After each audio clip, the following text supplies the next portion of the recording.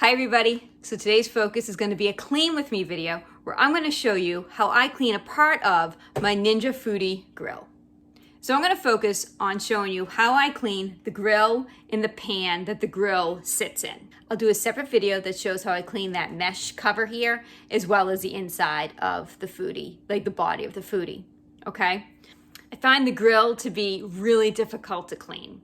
At first, when I first got my Foodi about a year ago, I put it in the dishwasher and it was still coming out gucky and food stuck on it and it wasn't getting clean. So then I decided I just have to hand wash my Foodi Grill. Oh, and you know what I should just say here too? If you're enjoying my videos, can you please hit that subscribe button now? I really appreciate that. Okay, so my Foodi Grill came with a scrub brush, okay? And I utilize this all the time when I'm cleaning the grill. I also just use a sponge, dish soap, and hot water, as well as some elbow grease. So what I'm going to show you here today is how I clean the Foodi Grill after I've cooked really greasy hamburgers, a steak, and also boneless, skinless chicken breast. Let's get started.